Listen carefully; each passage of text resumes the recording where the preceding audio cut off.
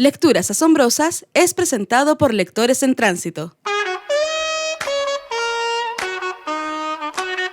Aquí no nos importa el género, época o autor de un texto, siempre y cuando se convierta en una lectura asombrosa.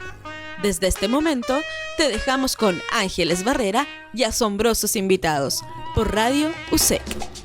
Bienvenidas, bienvenidos. Esto es Lecturas Asombrosas a través de Radio Universidad USEC. Es jueves 2 de noviembre y estamos muy felices porque estamos iniciando con el primer programa de nuestra temporada número 27 y tengo a una gran escritora chilena que se encuentra en el litoral de los poetas, con la que vamos a conversar sobre su obra literaria. Quiero darle la bienvenida y también quiero darle las gracias por existir a Liselot R. Álvarez. ¿Cómo estás, Liselot? Bienvenida a Lecturas Asombrosas. Hola, Ángeles, gracias por invitarme. Un honor, un orgullo estar en este programa. Me encanta, siempre lo veo. Y ahora participar es realmente emocionante. Y gracias por tus palabras. Gracias a ti, gracias también por ser esencial en nuestra comunidad de lectores en tránsito. Agradecerte porque además tienes el tiempo de disfrutar de Lecturas Asombrosas, de compartir en tu página de Facebook nuestros programas, así que también agradecida por esa difusión. Quiero adelantarles que no solo es escritora, poeta, mamá también, sino que coincidimos en la pasión de la escritura porque tenemos la suerte de ser colegas, también es periodista, así que confío en que ustedes disfruten, nuestros seguidores aquí en Lecturas Asombrosas, disfruten de esta conversación, porque este programa no solo los va a asombrar y sorprender con lo que vamos a hablar en el proceso de escritura de la obra literaria de Liselot, sino que les voy a mostrar aquí en situ también lo que como lectora me han provocado sus relatos. Entonces, diciendo esto, antes de presentar a nuestra invitada, quiero recordarles y contarles a quienes se suman por primera vez a nuestro programa que Lecturas Asombrosas es una iniciativa que nació al interior de la comunidad hispanoamericana de lectores en tránsito. ¿Y por qué lo vuelvo a reiterar hoy? Porque este año 2023 estamos celebrando los 7 años de esta comunidad que empezó como un pequeño grupo, ¿cierto?, de apasionados lectores que nos movemos en el transporte público, ¿cierto? Y es el tiempo que tenemos para leer. Esta comunidad empezó a crecer, hoy día somos más de 3.500 personas que convergemos en nuestra página, en nuestra comunidad en Facebook. Ahí estoy compartiendo un collage que fue muy entretenido hacer. Empezamos siendo solo chilenos, ahora es una comunidad hispanoamericana, donde no solo los lectores tienen posibilidad de conocer a escritores chilenos, sino que también de Hispanoamérica. No solo escritores, también a las editoriales, todo el proceso que conlleva realizar un libro, desde la diagramación, la fotografía, el diseño, las editoriales, la difusión, la distribución. Y Lecturas Asombrosas parte dentro de esta comunidad con el aval de estar en Radio Universidad USEC durante estos 6 años que tiene el programa. Así que ahí ustedes se pueden entretener, se pueden buscar quiénes son nuestros esenciales. Para nosotros no hay participantes ni miembros de comunidad, sino que esenciales que comparten esta pasión por la literatura, por la escritura y por todo lo que tiene que ver con este hermoso objeto que es el libro. Así que con esa invitación a participar, no es necesario siquiera ser miembro de la comunidad para poder participar, difundir, si son escritores o lectores, si quieren contarnos su experiencia con alguna de las lecturas. Así que dejo hecha la invitación y los agradecimientos a todos quienes forman parte de nuestra comunidad. Liselot R. Álvarez, que así es como ella firma sus libros, nació en Santiago de Chile el 18 de agosto de 1976. Es periodista, licenciada en Ciencias de la Comunicación en la Universidad Católica del Norte. En abril de 2016 decide residir en Puerto Williams, en Chile, el pueblo más austral del mundo, y regresando en el 2021, ¿cierto?, a vivir en el litoral de los poetas, donde se encuentra actualmente. A fines del 2022 ganó el premio Revelación segundo lugar en el primer premio municipal de literatura organizado por la Municipalidad del Quisco, en la línea provincial categoría cuentos, con el libro Sobre vivos y muertos. Nostalgias de lo improbable sale a la luz por primera vez en 2009, y aquí yo me voy a detener porque quiero contarles que tengo este hermoso libro. Como bien dice la reseña de Liselot, la primera edición fue el 2009, esta es la segunda edición, el 2016, por Ediciones Tralcamahuida. Ella es escritora de esta editorial. Después vamos ahí a indagar también la relación que tiene con esta editorial. Que fue presentada, este primer libro fue presentado, ¿cierto?, en el Museo Casa Pablo Neruda en Isla Negra. También en el 2011 aparece una nueva edición de Mago Editores con prólogo del escritor Hernán Castellano Girón y comentario del gran, ¿cierto?, Poli Delano, presentado en la 31 versión de FILSA, que es nuestra Feria Internacional del Libro de Santiago. En el 2014 publica, en primera edición, Cuentos desde la locura. Miren cómo me hizo ahí trabajar. Es uno de mis favoritos de su obra literaria, ¿cierto? Con Ediciones Tralcamahuida, y un día antes de iniciar su viaje por India, que es lo que la inspiró, ¿cierto?, para escribir su decir que Nostalgias de lo improbable son cuentos, y obviamente Cuentos desde la locura. Y con su tercer libro, que es Cartas desde la India, ella no solo nos permite acompañarla en este viaje emocionante hacia este país tan misterioso, ¿cierto?, que es la India, sino que además nos abre su alma, su pensamiento, porque a través de Cartas desde la India podemos conocer también quién es Liselot Álvarez, y vamos a partir con este libro que fue publicado este año. Su primer lanzamiento lo realizaron el 2 de agosto en Las Cruces, el 3 de agosto en Isla Negra, y es lo que nos convoca hoy. La idea de presentar los 3 libros en esta conversación es justamente para que ustedes dimensionen, ¿cierto?, esta obra literaria que lleva mucho tiempo de trabajo, que lleva mucha visión, mucho estudio.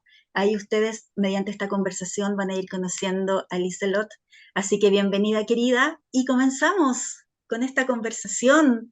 Primero que nada, saber tus pulsiones, los temas y las inquietudes que te permiten ser hoy una de las escritoras más destacadas, jóvenes, ¿cierto?, mujer, del litoral de los poetas. Gracias, Ángeles, por tus palabras. Las pulsiones. Bueno, yo tengo una obsesión con el tiempo. Y en Cartas desde la India, en varios capítulos, también en los de cuentos, se nota esto del tiempo, de la superposición del tiempo, de que el tiempo no es lineal, de que pasan cosas en otras...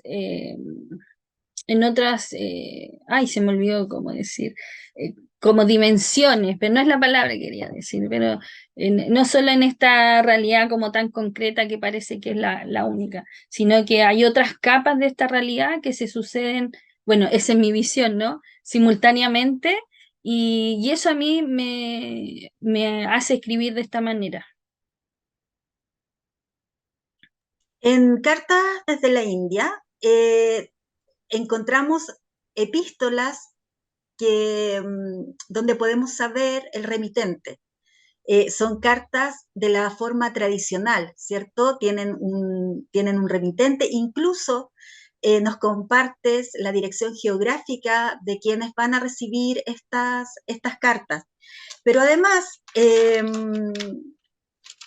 lo que a mí, una de las cosas que me llamó la atención es justamente esto del tiempo, porque en muchas de estas epístolas tú indicas que a veces sientes que escribes desde el futuro. Esta carta te la envío desde el futuro. De los tópicos para mí. El segundo es que nos cuentas cómo soñaste este viaje, cómo tienes la idea de haber estado, cómo recorres las calles que son desconocidas, ¿cierto? Cómo las recorres como si fuera algo cotidiano para ti. Y el otro tópico que yo quiero rescatar en esta escritura de prosa, que además es muy poética, y yo creo que ese es uno de los factores que hacen de este libro entrañable, es que vamos conociendo tu pensamiento. O sea, no solo cuentas a qué horas te levantaste, qué hiciste, dónde fuiste, con quién te encontraste, qué te maravilló, qué te dio miedo, las personas con las cuales te encuentras en esta travesía, sino que además vamos conociendo lo que vas sintiendo, lo que vas pensando, y en este sentido, este viaje que tú misma indicas que es un viaje desde dentro, te permitió, y creo que es una de las cosas que a mí me alucinó como lectora, es cuando dices, me doy mi primer baño en India como uno se tiene que bañar en India, y es la primera vez que me conozco y me reconozco. Cuéntame de ese proceso. Considerando los 3 tópicos que tú mencionabas, sí. El tiempo. Lo que pasa que partiendo de una cosa como lógica o cronológica, India estaba como, si no me equivoco ahora, como 8 horas más adelantados que nosotros. Viste, yo estaba hacia la derecha de los meridianos. Entonces yo usaba este concepto y le decía, te estoy escribiendo desde el futuro, porque esas cartas les iban a llegar mucho después. Y porque yo tengo esa obsesión con el tiempo que me he ido dando cuenta. Paralelamente a eso, lo que mencionas tú muy bien de estos viajes, o sea, de estos sueños que se van materializando, yo de muy chica como que se me fue vaticinando que iba a ir a India. Alguien va a escuchar esto y va a pensar que soy súper mística, que fui a los ashram, pero nada de eso. Pero sí, a los 6 años vi un documental de India en blanco y negro, porque no teníamos televisión a color, y decía que los indios una vez en la vida por lo menos deberían ir a purificarse al Ganges, decía en ese momento, que es el nombre que le dan los de habla inglesa al Gangamá, que al río Madre, como le dicen los indios. Y yo dije, yo voy a ir un día a purificarme. En esa época yo le tenía una fobia terrible a los ratones, entonces mi mamá me dijo, pero ¿cómo vas a ir tú si estás sucio, está lleno de ratones? Bueno, se me irá a pasar. Y después, 2 años antes de comprar mi boleto a India, tuve un sueño, que yo caminaba por un bazar. Curiosamente, cuando fui a la Alquila, que es el Fuerte Rojo, hay muchos edificios, muchos palacios. Creo que el capítulo donde hablo de eso se llama El cielo está aquí. Y, y en ese bazar árabe, yo veo el sueño nuevamente. Cuando me extravío por un momento en Rajiv Chowk, me encuentro con un templo donde están Ganesha, y entro ahí como a descansar y a reorientarme, y después cuando salgo nuevamente me encuentro con un señor de aspecto asiático, como chino, y también yo lo había soñado antes de irme acá. Entonces se me fue revelando lo que yo ya había visto de alguna manera. Eso también me daba mucha confianza. Yo anduve sola por Delhi, anduve sola por muchos lugares. Después, en un momento del viaje, yo me encontré con unos voluntarios italianos, que también yo hice un voluntariado allá, y empecé a compartir viaje con uno de ellos. Pero eh, se produce como, ahora que te lo cuento suena súper loco, ¿viste? No, es como medio increíble, pero así me sucedió. Así me sucedió que se me iban apareciendo las situaciones, los personajes, los lugares que yo había visto. Y bueno, yo todo esto, estas premoniciones, yo las olvidé. Y cuando compré mi pasaje a India, me acordé de todo esto para atrás. Me acordé del sueño que había tenido 2 años antes, de que había visto ese documental, me fui acordando después. Eh, y el tercer tópico me olvidé. ¿Cuál era? El tercer tópico tiene que ver con este viaje que haces no solo a través de la India. El libro está separado en cuatro partes, que son los lugares a donde tú estuviste durante un poquito más de un año, entre el 2014 y el 2015, que tiene que ver con este encuentro contigo misma, de reconocerte, de Ah, sí. verte, ¿cierto? A través de esta forma tan peculiar, con la que ellos se bañan, ¿cierto? Se limpian el cuerpo, en India. Sí, Ángeles. De partida yo siento que nosotros estamos más cerca de Oriente que de Occidente. Estamos mucho más cerca de India o incluso que África que de Occidente, aunque seamos una colonia occidental. De hecho, eso llama mucha confusión porque a veces he conversado con latinoamericanos, chilenos incluso, y me dicen, no, nosotros somos occidentales. Y yo le digo, no, somos colonizados, pero no somos occidentales. Em, Sí, me reconocí cuando hacían los indios tienen muchas ceremonias y muchos festivales que los hacen en la calle. Y casi todas las semanas tienen algún festejo, alguna diosa, a Sarasvati, algún dios. Entonces, lo hacen todo y las bodas también, hacen una procesión por las calles y todo al son de los tambores. Y a mí me parecía eso tan latinoamericano, tan cercano y, la forma sencilla que tienen ellos de vivir. Y yo antes de irme, bueno, estuve enferma, tuve pérdida de memoria muy severa, un deterioro cognitivo un par de años antes de irme, y yo hice hartos cambios en mi vida, y entre esos cambios empecé a tener una vida más consciente, y en eso me fui a vivir a la Quebrada Alvarado, que es afuerita del Olmué, al ladito de la Cuesta de la Dormida, y arrendé dos casitas que estaban juntas, que estaban pegaditas, que la habían hecho separadas, pero estaban unidas por un pasillito. Entonces, yo arrendé las dos porque yo me había cambiado de mi casa y tenía muchísimas cosas, y ahí yo empecé a vender las cosas para irme a India. Y tenía dos calefón, pero ninguno funcionaba. Y fue un invierno súper duro, nevó, el río se desbordó y cuando siempre había sequía. Entonces yo me empecé a bañar con 2 litros de agua, calentaba un poquito en el hervidor y me bañaba. Y ahí empecé a tener, un día me estaba bañando y empecé a tener un baño consciente, ¿viste? Mi mente estaba ahí, me estoy bañando, este es mi cuerpo, y estar un poco agradecida de la vida, de lo que me estaba pasando, cosa que nunca antes hice porque mi mente iba muy rápida, muy acelerada. Bueno, en el proceso de la pérdida de memoria te comento que me diagnosticaron bipolaridad. Por eso mi mente iba muy acelerada, era como tener 10.000 radios y hacía millones de cosas a la vez.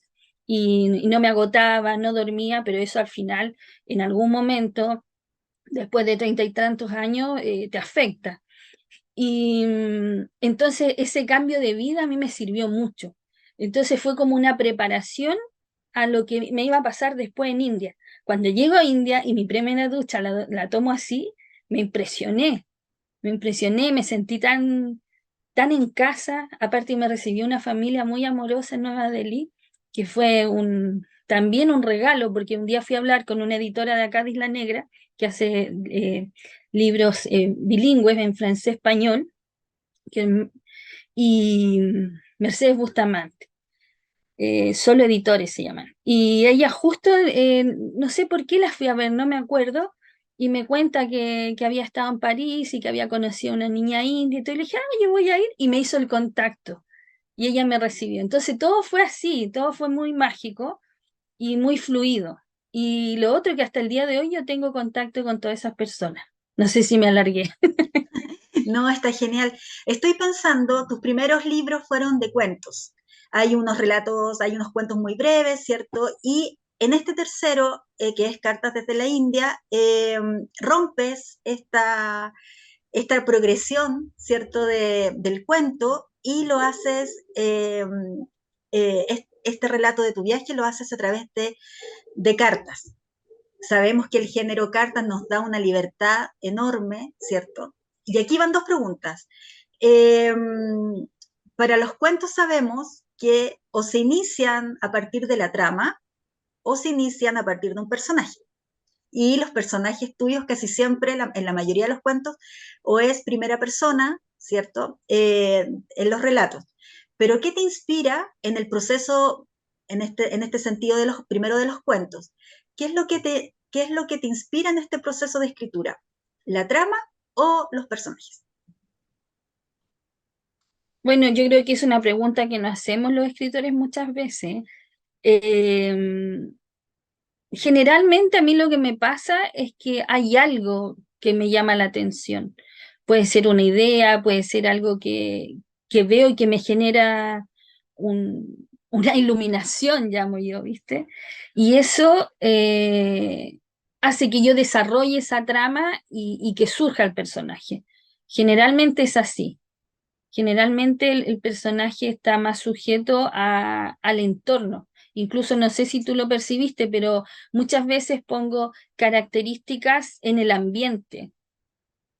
Pongo características emocionales o características antropomórficas, pero en el ambiente, en el entorno. Las sensaciones están en el ambiente y no siempre en los personajes. De, Están muteadas. de hecho hay uno de tus cuentos que no hay personaje, es solo el ambiente, es solo lo que sucede. Ah, sí, ¿Sí? sí, Entonces uno igual sí. queda así como, oh, genial, porque también nos das otra perspectiva. Eh, Tú eres periodista, manejas las técnicas, has trabajado en medios ahí en la zona y también en el sur de Chile. ¿Por qué escogiste las cartas y no te fuiste por, no sé, pensándolo? Yo dije, en la crónica de viaje, por ejemplo. ¿Por qué elegiste que tu tercer libro fuera Cartas desde la India y no crónicas de viaje eh, o mi experiencia en la India, por ejemplo? Eh, Primero porque a mí me encantan las cartas. Amo las cartas. La extraño mucho recibir cartas. Segundo, me encantan los libros que son cartas y también siempre digo que era una trampa, porque yo pasé del género del cuento a esta novela epistolar. Es como un intermedio a la novela. No sé si en algún momento voy a hacer el salto a la novela misma. Entonces a mí me parecía, es muy cercano, ¿viste? En el cuento cada capítulo se cierra en sí mismo y tú lo puedes leer en cualquier orden y en Carta de la India yo siento que es lo mismo. A pesar que una novela, tú igual lo podrías leer como si encontraras un baúl de tu abuela lleno de cartas y lo podrías leer en cualquier orden y mientras más lees, más información tiene, más antecedentes tiene. Pero si lees menos o los lees en desorden o con pausa, te permite esa flexibilidad el libro, siento yo. Sí, toda la razón. Estoy pensando en algo que me gusta mucho de tu prosa, de tu narrativa, que no es una narrativa rígida, dura, sino que es muy poética. Es muy poética la descripción de los ambientes, lo mismo que tú decías, colocar características humanas, ¿cierto?, al paisaje o al contexto en el que sucede la historia. Y me llama la atención que tenemos los cuentos, tenemos las cartas, quizás estás pensando en alguna novela, pero ¿qué pasa con tus poemas? Porque eres poeta. ¿Qué pasa con con tus poemas? ¿Cuándo tendremos poemas de Liselot Álvarez? ¿Por qué dice que soy poeta? Porque lo eres, lo eres, y uno lo descubre no solo en la forma de trazar la historia con esta prosa muy poética, sino que por tu forma de ser, por tu forma de vivir, ¿cierto? Por esta pulsión que tienes, que respiras literatura. De hecho, una de las cosas que me gustó de Cuentos desde la Locura, que las tramas son algunas que nos dejan así bien, bien fuertes, pero aquí, y en realidad en tus tres libros, pero en este más, tienes un acervo literario, tienes una cultura literaria, se nota que eres una escritora que lee y que lee, que retiene, que hace referencias, que une dos puntos o que une dos autores que uno nunca piensa que pueden estar juntos y tú lo logras. Entonces yo por eso te pregunto cuándo vendrán tu libro de poemas. Bueno, tú me estás incitando a hacer un libro de poemas. Mira, yo he evitado mucho la poesía. Cuando estaba en la universidad escribía poesía, muy poco, pero escribía poesía. Y después empecé, bueno, había en la enseñanza media algo de cuento había escrito, en la básica también. Obviamente todo ese material se perdió, pero queda, como dice Dostoyevsky, no se pierde el ejercicio, porque el ejercicio queda. Y, ay, perdón. Y después yo empecé a escribir justamente en este periodo de que me diagnosticaron la bipolaridad, empecé a escribir en un blog poemas, pero son muy cortitos, son, no sé, una línea, un verso, son muy, muy, muy cortitos. Así que a lo mejor esto va a ser un aliciente para que yo me atreva. De hecho, yo estoy yendo al taller de poesía en Isla Negra de Damaris Calderón, que ella presentó mi libro, que no está acá, porque nunca pudimos coincidir porque las dos estábamos enfermas, pero en la segunda edición va a ir esa presentación como prólogo. Ella es premio Tazor, beca Guggenheim, es cubana, así que yo también estoy muy contenta que ella lo haya presentado porque le dio un gran valor al libro y lo consideró, pero se me fue la onda. Ah, pero el libro pues decía, bueno, estoy tomando el taller y no sé, tengo como un pudor, ¿viste? Dan tareas para escribir y yo no escribo. Pero un día llevé unos versitos, yo me imaginé cómo sería vivir en Japón a partir de un programa tuyo que entrevistaste a una señora colombiana y hablaron de Mirasaki, ay, no me acuerdo ahora el nombre de la, Hablamos, de la, hablamos de la novela de Genji. de De Genji, Genji. la novela de Genji. Sí, con Berta Bueno, yo te Lucía. tengo una sorpresa. Venía al fondo del libro, entonces yo dije, bueno, ¿con qué participo? Escribo un libro para esto.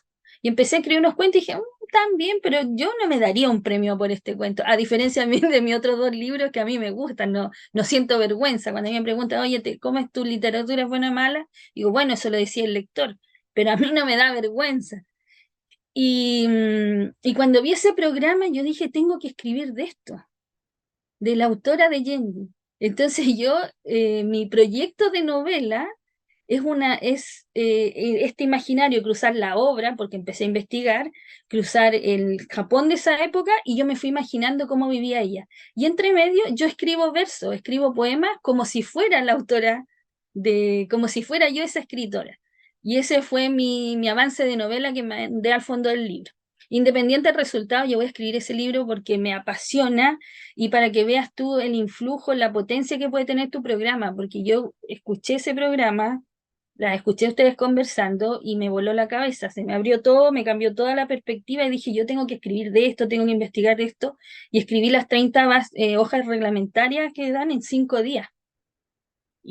Pero es un tema, porque eran 30 hojas con muchísima información que además tiene que ser poética, como dices tú, tiene que fluir, tiene que ser atractivo, inteligente, en fin. Así que ahí estoy mezclando más poesía todavía. Oye, me emociona escucharte, es un regalo para mí el que me haces, independiente del fondo, ¿cierto? Del resultado, el que estés animada a hacerlo. Dar gracias a Berta Lucía Estrada porque esa conversación ha sido una de las más evocativas para mí durante este año. Y lo bueno que ambas son esenciales de lectores en tránsito, así que ahí podemos hacer para que puedan conectarse y ella tiene una generosidad enorme, enorme, tú la viste en el programa. Eh, Así que, no, felicitaciones y toda la energía para ese proyecto. En la página 109, yo te voy a invitar a leer el primer fragmento, no sé si de cartas, ojalá empezar con cartas desde la India, porque de eso estamos hablando, pero yo quiero recordarte algo que viene, que viene como a resumir esta idea que yo tengo sobre ti y esta imagen que también quiero que quienes se acerquen a tu obra literaria, a ver, uno dice una obra literaria y la gente puede decir, oye, si no escribe 50 libros, no es una obra literaria. En este mundo se escribe mucho, se publica mucho, ¿cierto? Pero tener una constancia, tener 3 libros, pertenecer a un catálogo, a un sello editorial, ¿cierto? Que se la juega por estas nuevas voces, ¿cierto? No es menor.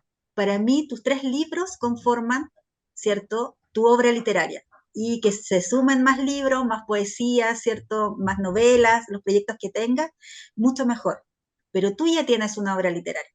Y antes de que tú nos leas partes de Fragmento de la India, quiero recordarte a ti y invitar a quienes nos siguen en esta línea, en este perfil que estamos haciendo de ti en Lecturas Asombrosas, en la página 109 de Cartas a la India, ¿viste? Yo aquí lo tengo ahí anotado, porque esto no podía dejarlo pasar.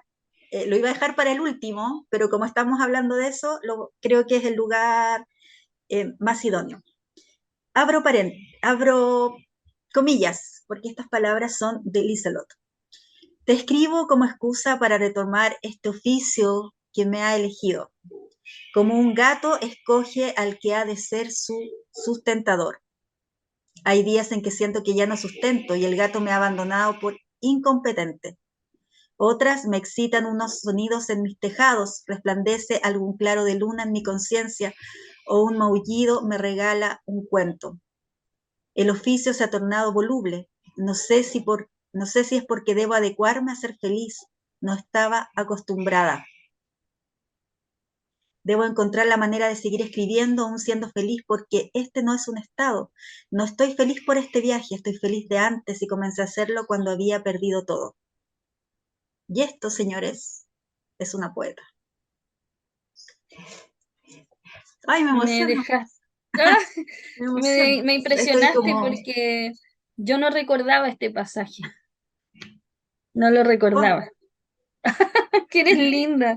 ya. Entonces, deslúmbranos con el fragmento o los fragmentos que has escogido para Lecturas Asombrosas de hoy. Uy, fue un poco difícil porque como tú bien decías, las cartas son largas. El primero es un fragmento que elegí de la carta. No, espérame. Dame un segundito, ¿dónde lo anoté? Acá. De la carta que le escribí a mi abuela. Es un fragmento como por el medio porque justamente ahí hablo de India, pero porque ahí mezclo mucho. Entonces, claro, el libro es de India, pero ahí mezclo mucho y hablo mucho de mi abuela, de nuestra relación. Pero les voy a leer esta parte. El capítulo se llama En India como en Chile. Como te decía, me perdí en India. Alcé la mirada y me llamó la atención una reja desvencijada que delimitaba un templo dedicado a Ganesha de la convulsa Rajichó. Era una señal. Ganesha es el protector de los viajeros y los escritores, que probó su pasión y compromiso cuando Vyasa, a instancias del Brahma, el creador del universo, le dictara el Mahabharat, la epopeya más extensa de la historia. Tanto Ganesha, al quedarse sin tinta ni pluma, se quebró un colmillo y continuó escribiendo el dictado. Así que me sentí en casa, estaba abierto el templo al público y a los monos que deambulaban por lo alto, robando las ofrendas florales que estaban a la venta afuera, haciendo de ellas su almuerzo, pues ya era mediodía. A ratos el vendedor de las ofrendas abanicaba un bastón de bambú, batiente amenaza que los monos evadían. Luego comenzaron a aparecer feligreses de Ganesha, recuperada la orientación, divertida con los monos y la idea de que Ganesha me atrajo para darme protección, salí entendiendo nuevamente ese desastre urbanístico de Rajit Chok. Y entonces, abuela, un nuevo milagro. En una pequeña tienda a la que entré sin saber para qué, me encontré con un hombre viejo con cara de chino. Como estaba ahí, decidí comprar agua. Era para permanecer un poco más en la tienda. Entonces el hombre se activó. Comenzó a ofrecerme incienso de jazmín y ahí recordé su cara, sus palabras y supe lo que diría a continuación. Y le dije, tuve un sueño con usted en mi país. Y el alegre dijo, ¿de verdad? Y sonrió. Por un segundo fuimos amigos más allá del tiempo. Luego, como si hubiese olvidado todo, me dio mis rupias de cambio y volvió al silencio. Yo tomé mi dinero, ya no tenía nada más que hacer allí. Gracias por ese fragmento, Liselot. ¿Quiénes, ¿Quiénes son tus referentes literarios? ¿A quiénes lees tú? ¿A quiénes admiras? Bueno, yo empecé a leer de muy pequeña. Empecé a leer y ya ahora más contundente, a los 8 años yo ya leía a Cortázar, leía a Manuel Rojas. pero de grande descubrí a Günter Grass, por ejemplo, antes que le dieran el Nobel. Y también me volvió loca. Leí El tambor de hojalata y para mí fue una lección de literatura, porque en cada capítulo te demuestra que hay muchas formas de escribir. De hecho, tiene un capítulo en que habla de un oficial de la SS que tocaba la trompeta y que tiene un gato. Y esa historia te la va contando con más y menos información en cada línea. Y te cuenta una tremenda historia. Y te demuestra a ti, dice, oh, se puede escribir de otras maneras. Como dijiste tú también, que con un cuento mío que no tiene personaje, tú dijiste, ah, hay alternativas. Y yo creo que esa es una de las cosas que a mí me también es una de mis pulsaciones, tratar de buscar otra forma de escribir. No sé si llegar a inventar un género. Cuando era más joven o más pequeña, tenía esa ambición, una tremenda ambición, pero sí buscar otras formas de escribir. Marguerite Yourcenar me encanta, me deslumbra su inteligencia, su fluidez, su prosa. Marguerite Duras, la Bombal, eh, Cortázar, Pavese, bueno, son muchos, no sé si Dostoyevsky, Chekhov, son muchos. Y también yo he leído muchas, los últimos años empecé a leer más cuentos, pero yo he leído más poesía había leído más poesía que cuentos. Oye, esta pregunta es súper importante porque abrimos o abres tú como invitada la posibilidad de que nuestros seguidores se reencanten, ¿cierto? Con alguno de estos escritores clásicos, no tan clásicos, potentes o no tan potentes, ¿cierto? Estas categorizaciones que a mí me cargan las categorizaciones, pero es una manera para referirnos, ¿cierto? A este tema. ¿Nos puedes regalar otro fragmento de Y Cartas de la hoy no India? quería dejar pasar este momento ahora que hice esto. Aquí están los cuentos completos de Antonio Di Benedetto, eh, que es maravilloso. No es muy conocido, Muéstrala, pero muéstrala porque no se ve. Ahí está, cuentos completos. Antonio Di Benedetto, este lo leí hace años, de hecho lo voy a releer. Es un libro maravilloso, un escritor maravilloso, no es muy conocido y yo creo que bueno, es periodista también.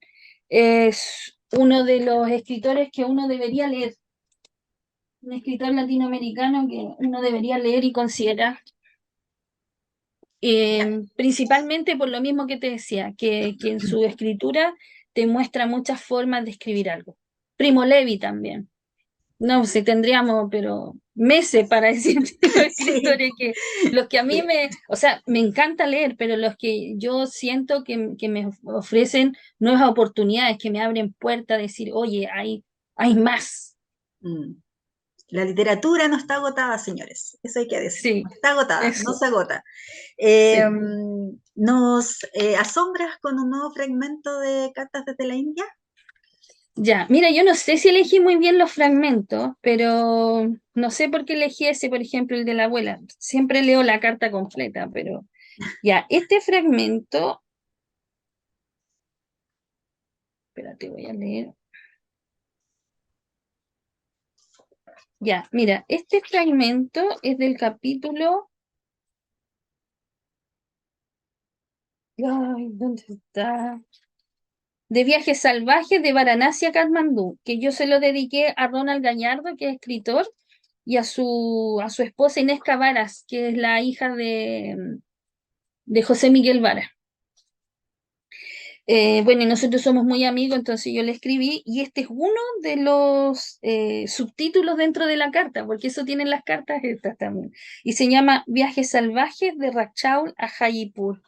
Continuamos camino, cruzamos un arco, ya estamos en Rakchaul, India. Los hombres detuvieron la carreta, me increparon violentamente, preguntando si íbamos a la estación de buses o de trenes. Tenía que pensar. Miré a Mateo mientras le repetía en inglés la pregunta. Escogí la de trenes porque siendo un servicio estatal es un poco más formal. Siempre en la oscuridad arribamos a las afueras de la estación, pero tuvieron la precaución de estacionarse lejos, no quisieron llevarnos hasta la entrada. Nos bajamos y el joven conductor, blandiendo su fusta, me pedía todo mi dinero. Ya no eran 200 rupias nepalesas, eran 400 rupias indias. Luego quería 2000 rupias. Como fuera, solo teníamos un poco de dinero indio y el resto era nepalés en billetes de alta denominación, porque siendo día de fiesta no pudimos cambiar. Allí estaba su látigo, mientras me parapetaba detrás de Mateo para buscar el dinero a la altura de mi vientre sin que él viera de dónde lo sacaba. Negociamos el cambio de precio, porque al cambiar de moneda era lógico, pero no iba a aceptar nuevas imposiciones ni exageraciones. 200 eran suficientes. Como no lo reconvenía, miré buscando ayuda, ni un alma. Recordé entonces una conversación que tuve con Mateo sobre que siempre me va bien, incluso cuando me va mal, y que he estado en situaciones de peligro en que siempre he invocado ayuda y me han sido enviados ángeles. Entonces le dije a Mateo, ¿crees en los ángeles? No había un alma, estaba oscuro y desolado, cuando pedí un ángel y apareció un hombre indio, guapísimo, era un superhéroe, fornido en una moto grande que hablaba bien inglés, justo lo que necesitábamos. En India se resuelven los conflictos callejeros involucrando extraños. En mi caso, yo busco a alguien con mayor educación que mi adversario. El ángel desconocido le mostró que no era justo su trato, que debía aceptar mi dinero y darme el vuelto correcto. Intimidado, el conductor me dio el cambio en rupias indias, lo cual fue cuantitativamente mejor, y se fue con su maldito rickshaw de caballos, sus dos acompañantes drogadictos y su fusta. Ni siquiera logramos agradecer al ángel. Oye, dicen que una forma de reconocer que estás cerca de un ángel o un ángel te acompaña, ¿cierto? Ya sea en esta forma así invisible o en estas manifestaciones humanas, es cuando se te eriza la piel. Se eriza la piel y ahí tú puedes reconocer. Así que a mí me pasó que se me erizó la piel en bastantes fragmentos de Cartas a la India. Quiero, en este minuto, antes de que pasemos a hablar de los cuentos, que nos cuentes, que nos comentes, que nos digas bien dónde se contactan contigo para adquirir tus libros. Ah, sí. Mira, yo las primeras ediciones las tenía en librería, pero como uno no tiene una producción, un marketing, en realidad quedaban ahí, salvo una vez que estuve en La Manantial, que la tenían en autores chilenos y entré yo, ¡oh, emoción! Estaba mi libro. Las otras veces no tuve tanta fortuna, entonces yo ahora lo comercializo directamente. Ahí en la pantalla dice Lizelot R. Álvarez, así firmo yo, y me pueden buscar así en Facebook o mi correo electrónico licelot@gmail.com. A todo esto haciendo una mención a la forma en que firmo, Hernán Castellano Girón, que ya no está, que es escritor y un gran amigo, él me comentó cuando vio mi firma que era una tradición anglosajona, esto de suprimir el primer apellido. Sí, Sí, como, sí, eso es verdad. Lizelot, entonces, quienes deseen adquirir tus libros, Cartas desde la India, Cuentos desde la Locura, Nostalgias de lo Improbable, a través de Facebook y tu correo, que es tu nombre, ¿cierto? Lizelot, @gmail.com, para que se contacten contigo. Quiero decirles que no solo nos sorprende con sus cuentos, con estas cartas, sino que además tiene la generosidad de apoyar, de difundir todo lo que pasa en el litoral de los poetas, ¿cierto? Y también con temas que a ella le importan, ¿cierto? Que eso, acuérdame de que lo hablemos antes de que finalicemos el programa. ya, Quiero ir a Cuentos desde la Locura, que ya, son 12 cuentos, y Nostalgias de lo Improbable, que son 16, si mal no recuerdo. Déjame confirmarlo aquí. sí, 16 cuentos. Antes de ir con esto, quiero hacerte una pregunta que me interesa mucho, que yo no suelo preguntarla en lecturas asombrosas, pero en esta ocasión creo que es importante porque también así ampliamos la visión de los lectores. Los lectores, ¿qué es lo que vemos? Nosotros vemos, ¿cierto?, el producto final. Un libro bien hecho, ¿cierto? Bien empastado, que no se desmorona, ¿cierto? Que no se deshoja, que es agradable para leer, que tiene una narrativa, unas historias que nos permiten entretenernos, ¿cierto? Eso es lo que nosotros vemos, ¿cierto? No vemos más allá. Entonces mi pregunta va en y te lo pregunto porque tú lo haces evidente en los agradecimientos y a veces en los prólogos, la relación tan bonita que tienes, o sea, según como yo lo percibo, tan estrecha con tus dos editores de Ediciones Tralcamagüida. ¿Cómo ha sido estar bajo este sello y cómo ese trabajo de entregar tu obra literaria, ¿cierto? A dos editores que le ponen ¿cierto? Todo su tiempo, todo su amor para editar tus relatos. Cuéntame cómo ha sido esa experiencia. Hoy qué bueno tu pregunta porque yo tengo un enorme agradecimiento a mis editores. Hacen un trabajo impecable. Ellos viven para la literatura, respiran literatura, leen muchísimo. Oye, Eh, nombrémoslo para que conozcan sí, quiénes sí. están detrás de Ediciones Claudio Tralcamagüita. Carbacho y Alejandra Cabeza, ellos trabajaron muchos años en editoriales en Santiago y en un momento, eran unos 20 años, se decidieron radicar acá en el Quisco, en un sector que se llama Tralcamagüida y por eso la editorial tiene ese nombre. Eh, Ellos son súper generosos y cuando yo los conocí en Isla Negra, en una reunión de artistas que nos juntábamos una vez a la semana en ese tiempo en la Casa Museo a conversar de nada y de todo. Eh, Me preguntaron si yo escribía, porque a mí me invitaron, porque trabajaba en un canal de televisión muy chiquitito que había ahí en Isla Negra. Entonces me preguntaron si yo escribía, yo les dije que sí. Y por qué no publicaba y hagamos el lanzamiento acá y yo no tenía ni libro. Entonces yo digo, no, es que no tengo editor. Y estaba sentada al lado de ellos y me dice, nosotros somos editores. Entonces me citaron un día a su casa y yo llevé muy tímidamente, me costó mucho tomar la decisión de llevar mis escritos. Estaban mecanografiados, o sea, estaban impresos en hoja común, y le llevé los escritos y esperé un par de días y me llamaron. Y yo estaba esperando todo momento que me dijeran que no, que era horrible, que era pésimo, y me empezaron a dar millones de razones por las que sí valía la pena publicar. Estaban súper contentos, súper emocionados, y yo seguía esperando que me dijeran que no. Tú comprenderás que yo nací en la época de la dictadura y crecimos en otro contexto bastante deprimente y bastante represivo. Entonces uno estaba criado para la cultura del no, no, esto no te va a resultar, no va a salir. Obviamente yo a esta altura ya no soy así en ningún ámbito de mi vida, pero en ese momento sí, y además sentía mucho pudor de mostrar lo que yo escribía. Por lo que tú dices, que uno se va develando y va mostrando quién es de verdad. Algunos pretenden mostrar como lo más bonito de uno, pero en mi caso yo voy mostrando quién soy nada más. Y esa relación se ha ido cimentando. En la presentación que hicimos en la casa de Neruda, de Cartas desde la India, estuvo mi editor, él estuvo presentando el libro y hablaba de que yo, el primer libro había hecho un libro muy bueno, con Cuentos de la Locura había hecho un libro aún mejor, que lo había sorprendido, había hecho un libro aún mejor, y que con Cartas desde la India había dado un salto, como que en el de la locura me sumergí y salí, y con el Cartas de la India había dado un salto. Y yo creo que nuestra relación es así, tiene ese mismo flujo.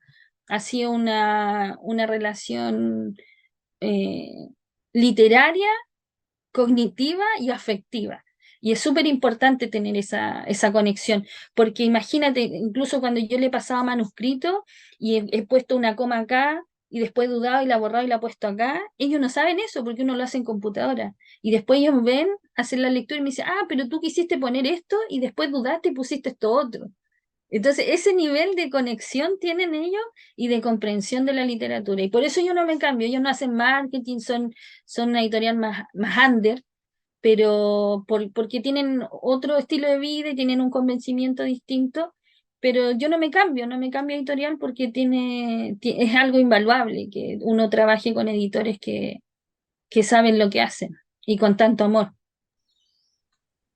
Gracias por compartir esa respuesta porque se nota en el trabajo, en cómo están diagramados los libros, ¿cierto? Incluso, bueno, uno que tiene más expertise, ¿cierto? ¿Por qué este va primero? ¿Por qué cierra esta última historia? Entonces, un trabajo que está súper bien hecho, así que felicitaciones para ambos en Ediciones Tralcamagüida. Sí, Eh, edicionestralcamahuida@gmail.com, por si acaso. Ahí también para que los contacten.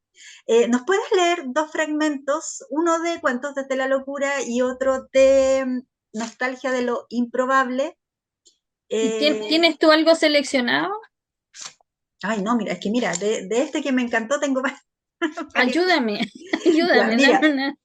ya, uno que me gustó mucho. Espérame. No sé, incluso, mira, ahí los tengo, no le digas a tu editor, ¿ah? Pero yo ahí Lo subrayé, rayaste. subrayé, sí.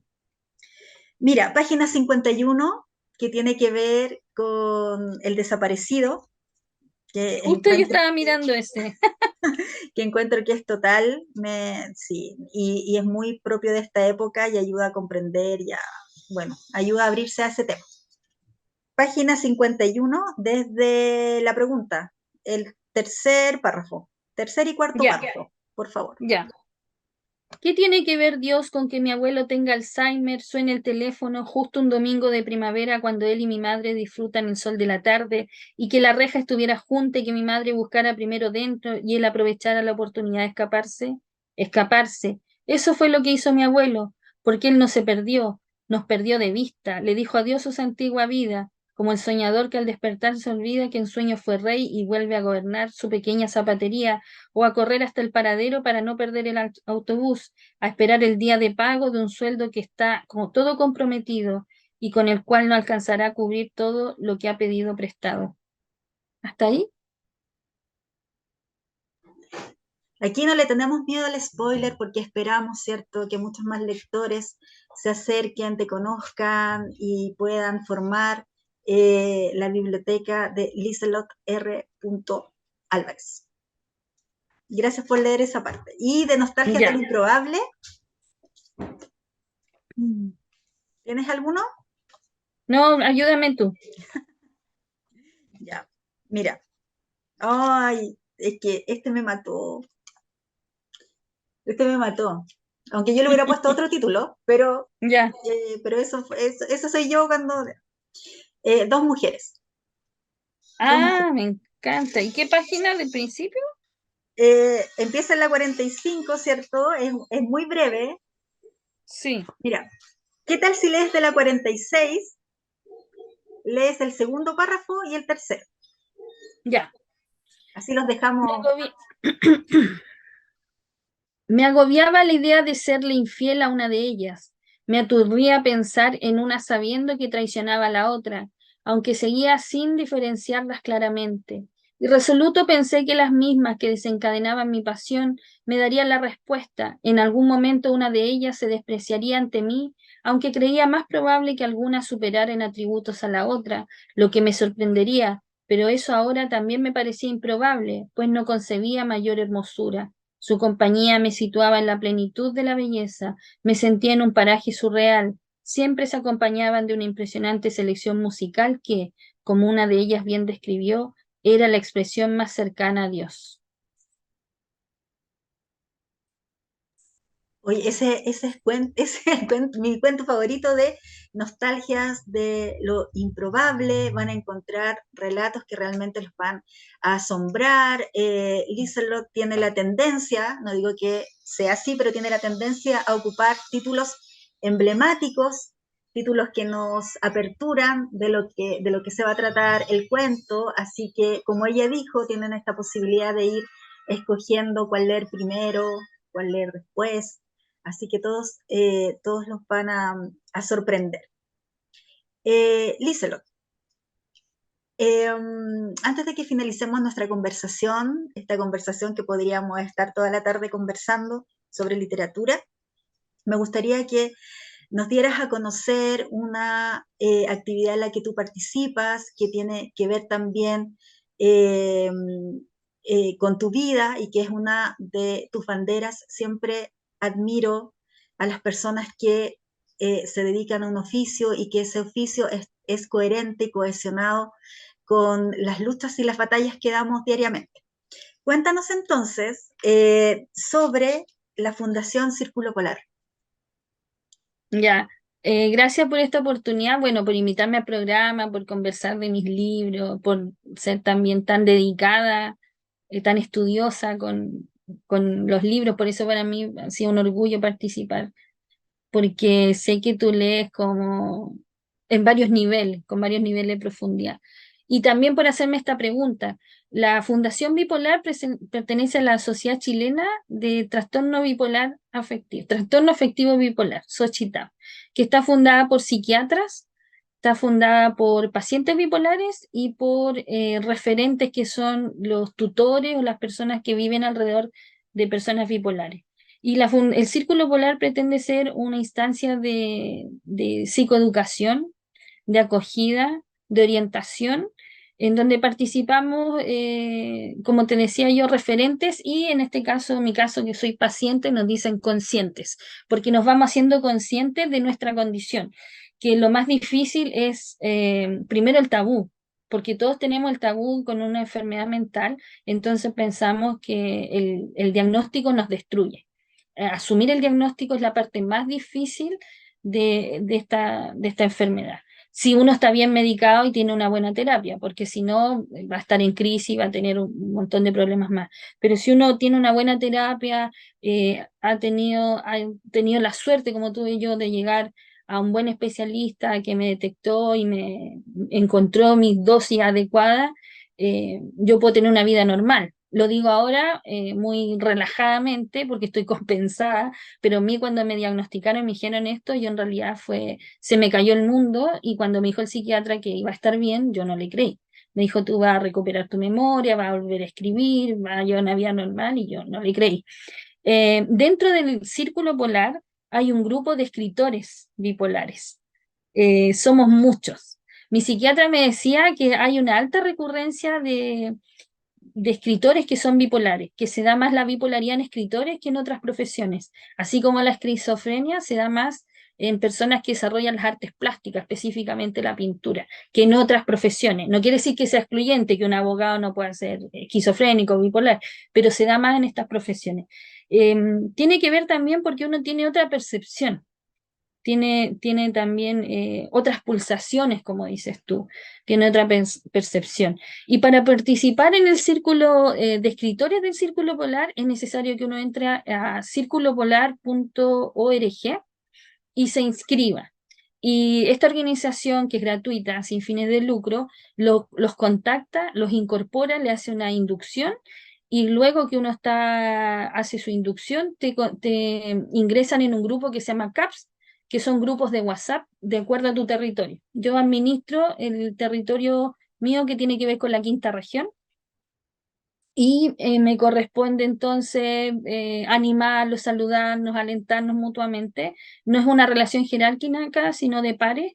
Em, y paralelamente a eso, cuando uno ya le han asignado su grupo de WhatsApp, también si uno dice que es escritor o ellos te preguntan, te incorporan a ese círculo, que también es súper importante poder compartir esa instancia.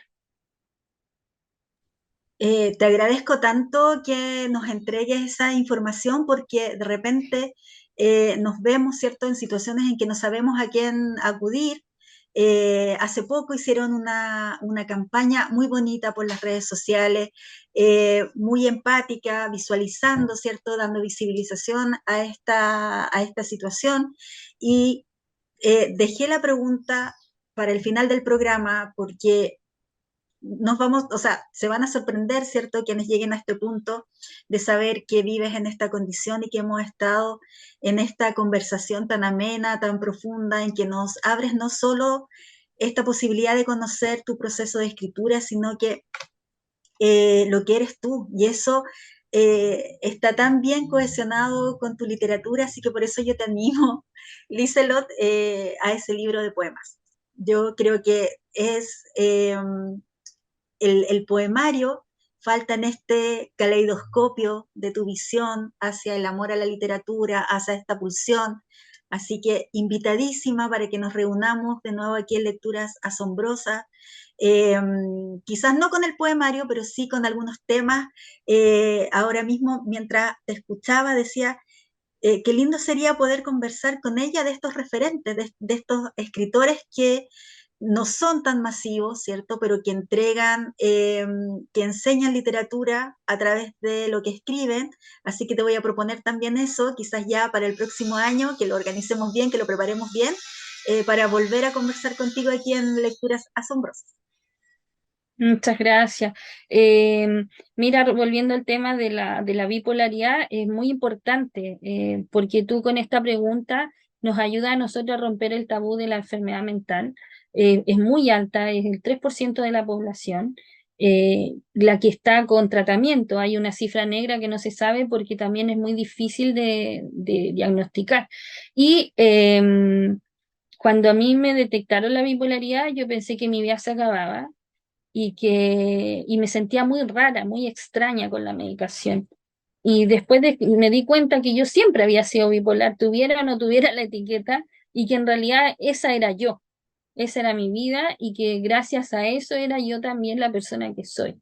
Y eso también está en mi literatura, está en mi forma de ver el mundo, de relacionarme con las personas. Así que, eh, bueno, te doy las gracias por mí y por todas las personas que pasan por esta situación, y también por gente que sufre depresiones por largas temporadas de su vida, que son muchos y que a lo mejor están viendo este programa, que se atrevan a pedir ayuda y buscar, porque se puede salir y se puede estar bien. Gracias, querida. Y qué mejor ejemplo que tú. Recuerden que lo nuevo, lo publicado este año, Cartas desde la India, esto fue un regalo de la autora, los tres, pero yo ya adquirí uno para regalárselo también a una joven escritora. Nostalgias de lo improbable y Cuentos desde la locura. Contáctense a través de su correo electrónico lisalot@gmail.com. Escríbanlo bien, 2 S y doble T, y pronúncienlo a la usanza francesa de Lisalot, que es hermoso también, es hermoso. Tus palabras al finalizar nuestro primer programa de esta temporada número 27, acercándonos al aniversario. Ya en diciembre estaremos celebrando nuestro 6º año aquí en Lecturas Asombrosas.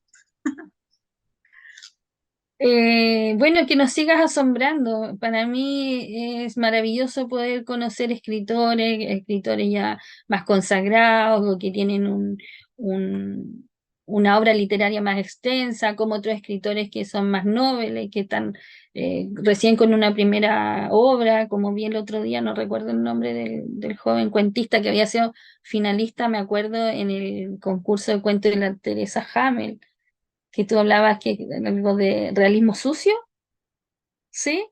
Claro, entonces siempre no estás, yo me deleito, me fascino, quiero aprender más, además hacen mención a otros libros, entonces yo empiezo a buscar, creo que es un tremendo aporte, ojalá más gente lo pueda ver, que pueda tener mayor difusión, y que también los escritores, leamos a otros escritores. Eso, porque de repente nos quedamos como ensimismados y tenemos que salir y empezar a ver lo que están haciendo los demás. Así es, así que, oye, muchas gracias por tus buenas palabras, tus buenos deseos para Lecturas Asombrosas. Recuerden que estamos siempre a través de Radio Universidad SEC, que en nuestra casa desde el año 1, desde el año 2017, que estamos aquí a través del canal de YouTube todos los jueves al mediodía. Como siempre, agradecer a nuestra invitada. Ya la dejamos ahí. ¿Tienes hartas tareas que te dejamos? El poemario, sí. ¿Cierto? Y el próximo programa para el próximo año. Y a ustedes, seguidores de Lecturas Asombrosas, gracias por seguir escuchándonos, por vernos, por sus comentarios aquí abajito del video. Como siempre, soy Ángeles Barrera Jofré, su anfitriona y también directora en esta comunidad en la cual celebramos 7 años, y sin ustedes nada es posible. Todo es en colectividad, en comunidad, así que gracias a todos ustedes por existir. Soy Ángeles Barrera Jofré y me despido en este primer programa de nuestra 27ª temporada. Muchas gracias. Un gran abrazo, Lisalot. Chao, gracias. Si fuiste capaz de sumergirte en lo más profundo de esta ojeada literaria, ya eres parte de nuestra comunidad. Sintonízanos la próxima semana para otra lectura asombrosa, con la conducción de Ángeles Barrera, solo por Radio USEC.